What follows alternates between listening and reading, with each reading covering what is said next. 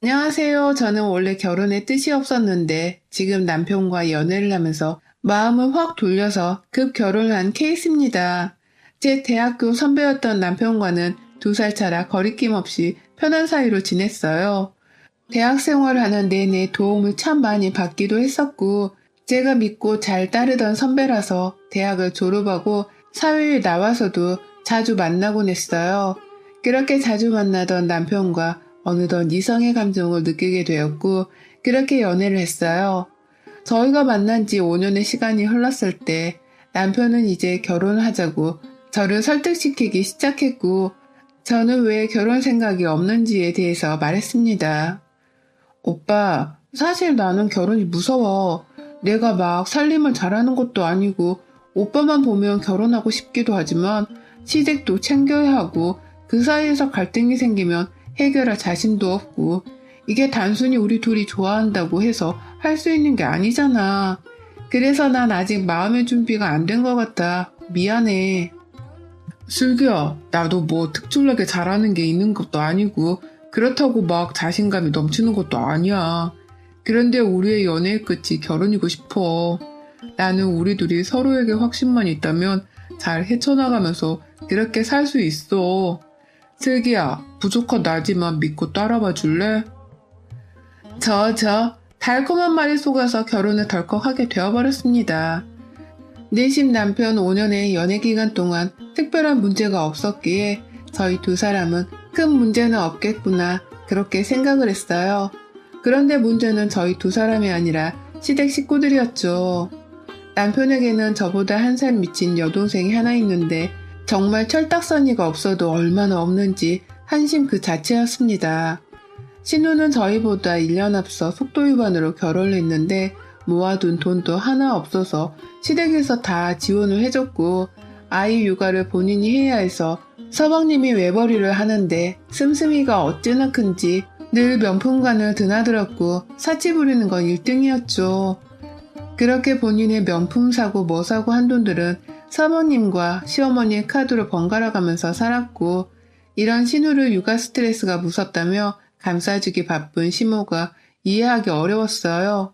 30대의 나이에 그것도 애도 키우는 엄마가 어떻게 아직도 본인 엄마에게 손을 벌리는지 이해가 쉽지 않더라고요. 생활이 정말 어려워서 도무지 방법이 없어서 손을 빌린 거면 또 마음이라도 아프겠지만요. 이런 한심한 신우인 걸 알기에 솔직히 말도 별로 섞고 싶지 않았고 그렇게 친하게 지내고 싶지도 않았기에 최소한의 대화만 했고 불필요한 대화는 일체 하지 않았습니다. 말투도 진짜 사람 슬슬 약 올리면서 비꼰 후 딱 싸우자는 식의 말투라서 늘 시댁에 가면 귀를 닫았어요. 언니는 생각보다 진짜 소박하게 사는 것 같아. 그치 엄마? 이 나이 먹도록 명품 가방에 어떻게 저거 딱 하나야? 돈 벌어서 언니는 어디에 써요? 저는 명품에 관심이 없어요. 이것도 선물 받아서 어쩌다 들고 다니는 거지. 굳이 명품을 몇백 몇천 주고 살 바에는 현명한 소비를 하는 게 맞다고 생각해요. 뭐 그렇다고 명품만 사는 아가씨 욕하는 건 아니고 개인의 취향과 사고가 있는 거니까요. 언니, 돈 아까워서 못 사는 거 아니고요? 언니 완전 짠순이 같더만. 우리 오빠 돈에 끼는 거 진짜 싫어하니까 언니 좀 조심해요. 그러다 오빠가 진들머리 나면 어째요? 그건 제가 알아서 할게요. 언니, 네일 아트도 안 해요? 여자가 꾸미는 맛을 사는 건데 화장도 연하게 하고 옷도 맨날 수수하게 입고 언니 보면 너무 밋밋하고 심심해 부채삭 같아요. 좀 컬러감 있게 화려하게 꾸미고 살아봐요 언니도. 아 그래요? 저는 반대로 아가씨 보면 너무 정신없던데 알록달록 형형색색 저희 나이쯤 되면 본인 스타일에 맞는 분위기가 어울리는 걸 찾아서 그렇게 꾸미게 되지 않나요? 저희가 뭐 이팔 청춘도 아니고 너무 그렇게 화려하면 사람들이 뒤에서 수근거리더라고요. 지금 그 말은 대놓고 나 까는 건가? 언니는 가끔 보면 내가 언니 신우라는 걸 까먹나 봐. 나한테 그러면 좋을 게 없을 텐데. 아 그리고 오빠한테 1,000만 원 잘 썼다고 고맙다고 전해줘요 언니가. 네? 무슨 1,000만 원이요? 아 몰랐구나. 오빠가 1,000만 원 줘서 나 이번 달 카드값 갚은 건데. 듣다 열이 바짝 올랐지만 꾹 참았고 대체 저 1,000만 원은 무슨 소린가 싶었습니다.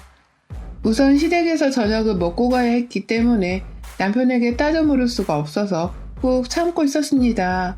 식사를 하는 동안에도 신우의 철없는 소리와 제 속을 긁는 소리는 이어졌고 거기에 시어머니도 동참을 하셨죠. 엄마는 내가 새언니처럼 살았으면 좋겠어? 돈에 끼고 궁상맞게? 슬기는 워낙 애가 돈을 쓸 줄을 모르는 거고 사람은 돈 쓰는 맛에 사는 거지. 너는 너대로 살아. 애초에 엄마가 언제 너 돈 모으라고 한 적 있냐? 사람은 다 환경이 중요한 거야. 넌 이런 환경에서 태어났으니 너대로 살아. 언니 들었죠? 저는 사치 부리는 게 아니라 내 그릇에 맞게 사는 거예요. 언니처럼 궁상을 떨 필요가 없거든. 야, 너 언니한테 말버릇이 그게 뭐야? 오빠도 솔직히 숨 막히지 않아? 그렇게 쓰지도 못하고 돈 모아서 뭐 할 건데 죽을 때 싸들고 갈 거야? 둘 다? 아, 그리고 1,000만 원 고마웠다? 잘 썼어. 다음에도 급하면 말할게. 속이 확 뒤집어져서 먹은 것도 다 체해버려 집에 오자마자 급하게 토해내고 남편이랑 얘기를 했습니다. 당신 아가씨한테 1,000만 원 해줬어?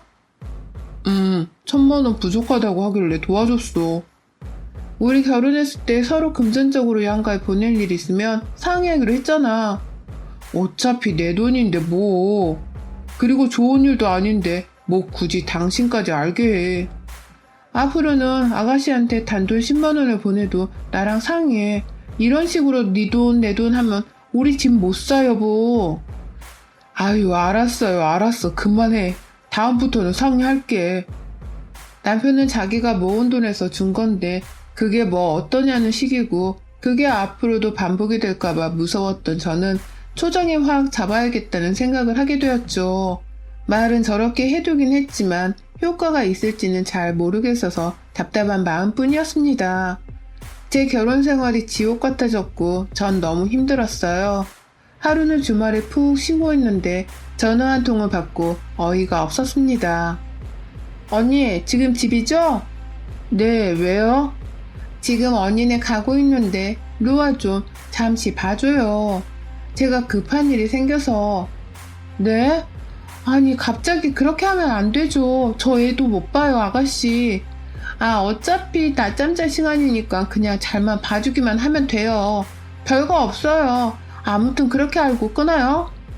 아니요 아가씨 루아 봐줄 자신이 없어요. 제가 얘를 본 적이 없어서 행여나 무슨 일이 생기면 어떡해요. 전 안 된다고 말했어요.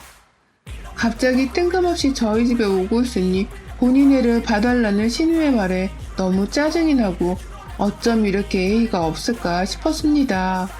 제가 아이를 혼자 봐본 적도 없고 더군다나 남편도 집에 없었는데 이건 아니지 싶었어요. 그렇게 거부를 하고 전화를 끊었는데 시어머니 전화가 오길래 느낌이 쎄했죠.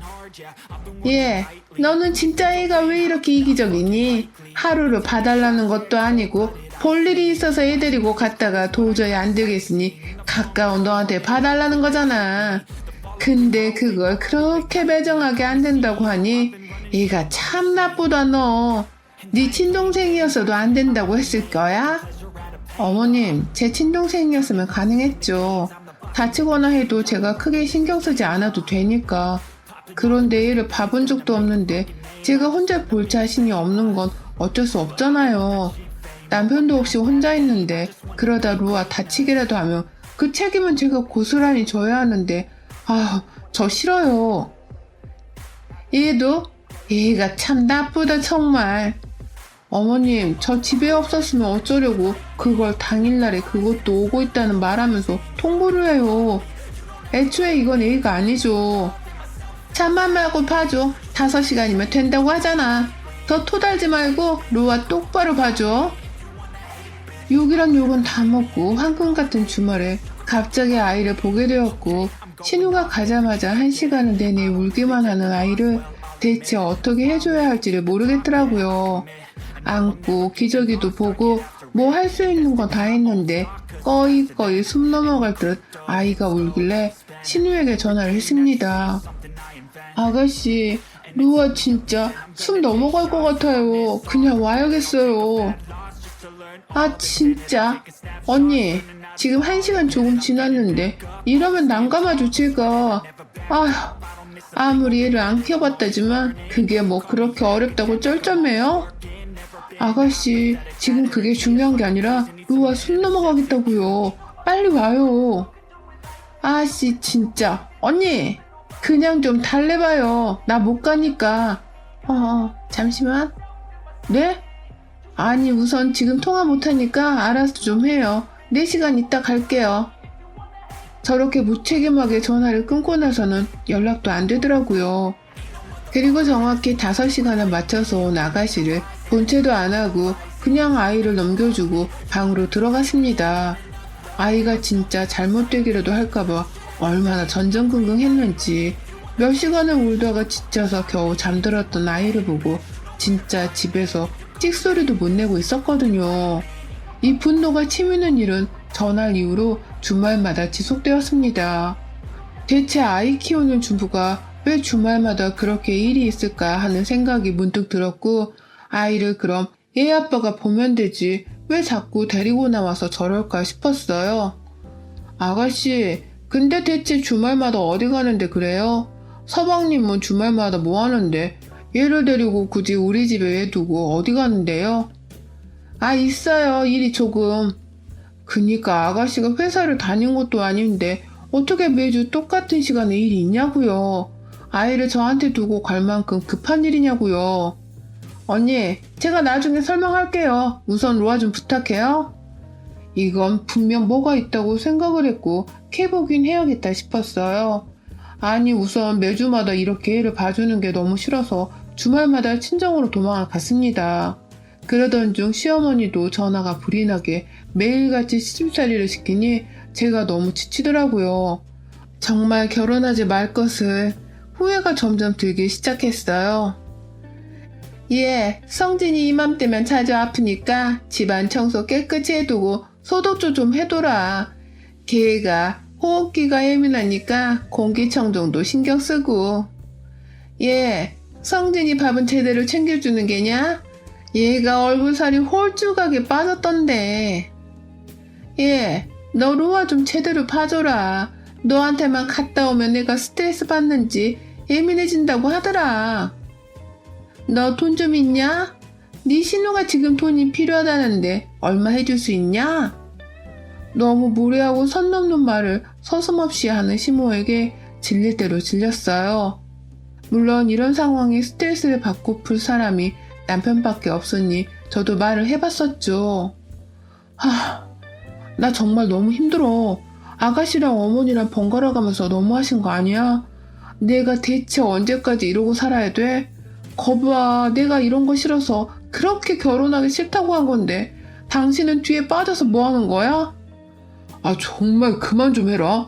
그럼 뭐 어쩌냐? 이미 결혼했고 네가 좀 엄마한테 살갑게 애교 부리고 비유 맞추면 어른이 잘 해주시겠지. 맨날 그렇게 인상 쓰고 가시돋친 사람처럼 구니까 이뻐할래야 이뻐할 수가 없지 않겠냐? 지금 말 다 했어? 내가 잘못이 있다는 거야 지금? 나도 지쳐. 제발 그만 좀 해라. 듣기 거북해. 나도 우리 엄마 욕하는 거 내 동생이랑. 그럼 당신 부모랑 동생인데 난 누구한테 말해? 그만하라고 좀. 이래서 내가 집에 들어오기가 싫어. 지긋지긋해. 남편은 어느덧 이런 식으로 말하며 나 몰라라, 알아서 해라, 네가 비율을 맞춰라는 식인데 제가 왜 아양을 떨면서 저런 사람들한테 비율을 맞춰야 하죠? 전 죽어도 싫었습니다. 이런 상황에서 신우가 서방님이랑 부부싸움을 했다며 짐을 싸들고 아이랑 같이 저희 집에 불쑥 찾아왔고, 저는 진짜 머리 끝까지 화가 났지만 이미 얘를 데리고 온 신우를 내쫓을 수가 없어서 작은 방을 내줬습니다. 너무 화가 났지만 내가 참자 싶고 싸우느라 밥도 못 먹고 왔겠지 싶어서 간단히 토스트를 해서 전해주려고 작은 방에 갔는데 우연히 들은 통화 소리에 깜짝 놀라고 말았네요. 알고 보니 신우가 바람을 피고 있었더라고요. 그 주말마다 일이 있다는 건 그 불륜남을 만나러 가는 거였고, 아이를 데리고 나와서 아이랑 어디 놀러 간다는 핑계로 말이죠. 그래 놓고 아이는 저한테 맡기고 그 짓거리를 하러 다닌 신우를 떠올리니까 진짜 최악 중에 최악이구나. 미쳤다 얘. 정말 이런 생각이 들었네요. 제가 당장 서방님에게 전화를 해서 말해주고 싶었지만 어설프게 참견했다. 분명 불똥이 저한테 튈 거라는 걸 알기에 우선 상황을 지켜보기로 했죠. 본인이 바람피는 거 저한테 걸린 뒤로 신우는 완전 죽은 듯이 조용히 제 눈치만을 살폈기 때문에 우선 냅뒀습니다.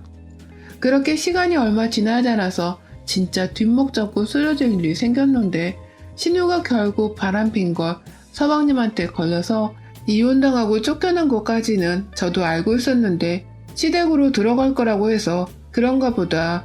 이제는 제발 정신 차리고 살기를 바랬었는데 알고 보니 남편이 신용대출 3천만 원 받아서 모조리 신우에게 줬다는 거예요. 당신, 내가 미리 상의하고 결정하라고 말했었지? 내가 지금 당신 동생 도와줘서 화가 난 게 아니라 3천만 원이 누구 집 개 이름도 아니고 우리 상황에 지금 대출을 다 끌어다 신우이 도와주면 그게 끝일 것 같아? 신우 앞으로도 평생 당신이 돈 대주면서 그렇게 살게 할 거냐고. 정말 과연 이게 최선이었냐고. 아, 그럼 얘가 얘를 키우면서 오갈 것도 없는데 어쩌냐, 모른 채? 그게 아니지. 당신이 진짜 오빠라면 살 길을 찾을 수 있게 도와줬어야지. 시댁으로 들어가서 살아도 되는 건데 왜 당신이 그렇게 무리해서 도와주냐고. 저러고 나와 살면 돈도 안 벌면서 그 생활비도 누가 지원해 줄 건데. 지가 이제 알아서 한다고 했어. 그 말을 믿어?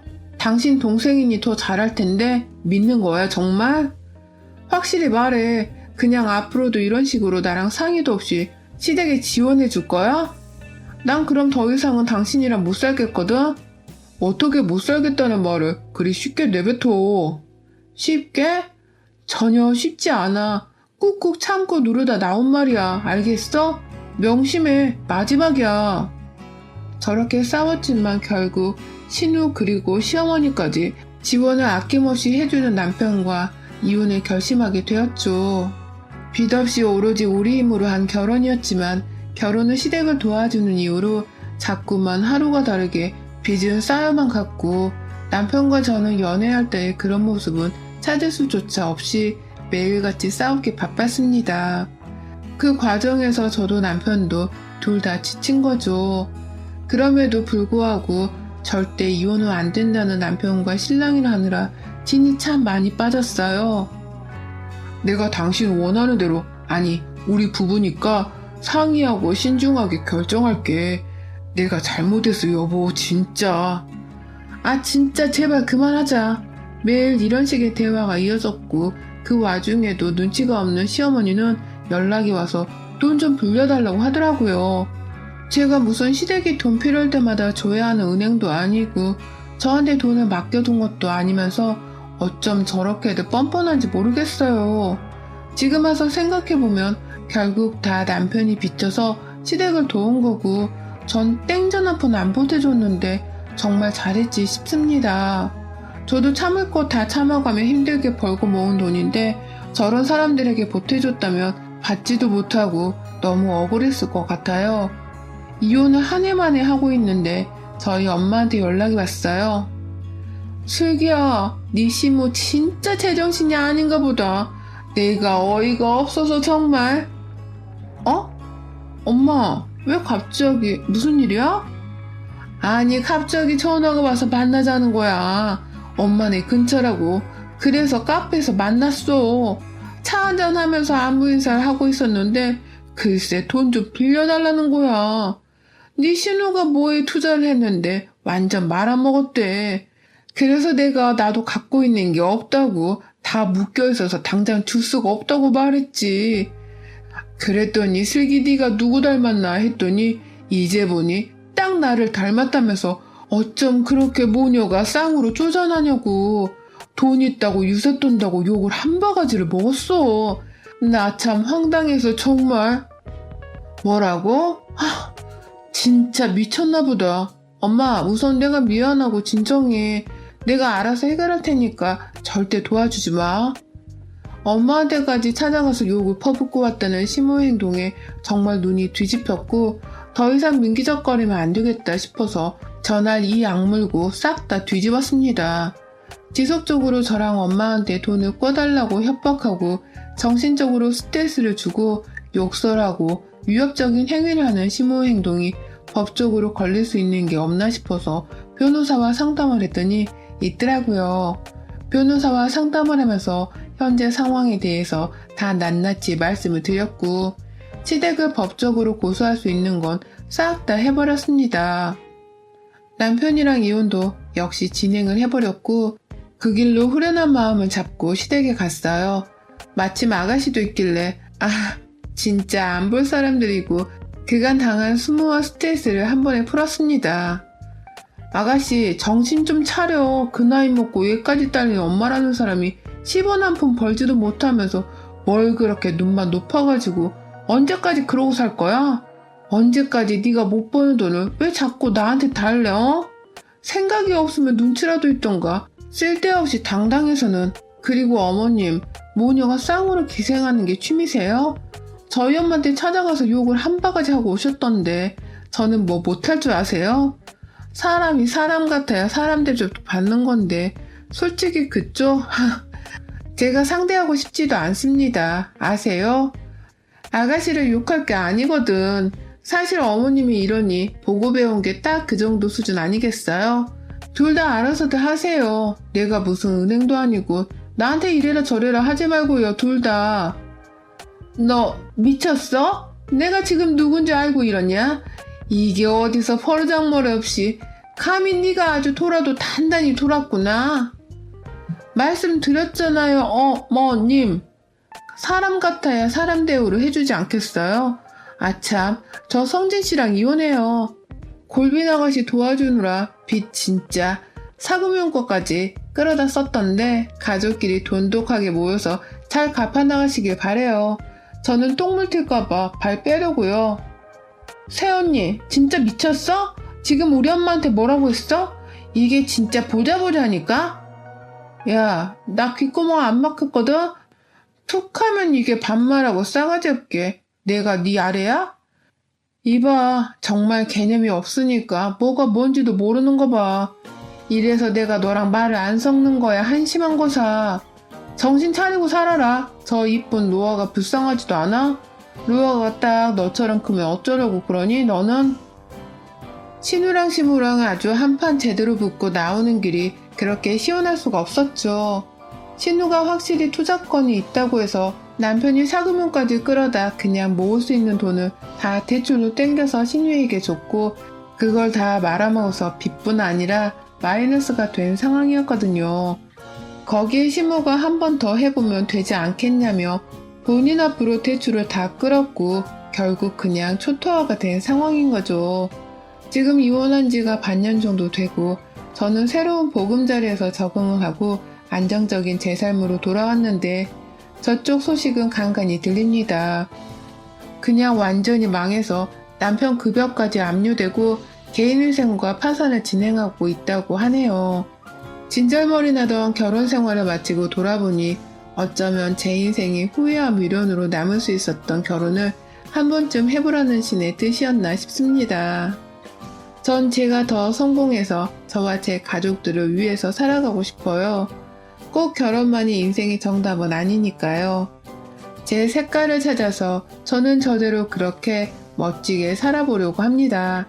최악의 시댁과 남편에게서 탈출한 제 앞으로의 행보를 위해 많은 응원 부탁드립니다. 여러분의 생각은 댓글로 남겨주세요. 오늘도 시청해주셔서 정말 감사합니다.